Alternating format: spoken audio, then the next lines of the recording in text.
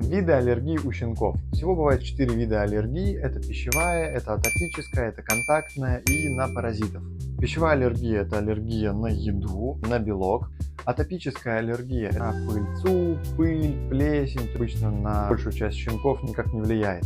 Контактная – это может быть на миски, на шампунь, на ткани, на пеленки. Здесь в зависимости от того, что там будет она проявляться. На паразитов, это в частности укусы блох. Опасная история. Один укус может довольно сильно сказаться на щенке по его аллергии.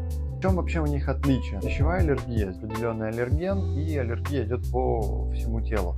Контактная же проявляется только на определенном каком-то месте, и важно их не перепутать, потому что подход к ним всегда разный. Например, антигистаминная, которая спасает от аллергии, не поможет при пищевой аллергии. А что мы делаем при первых признаках? Во-первых, убираем сам аллерген.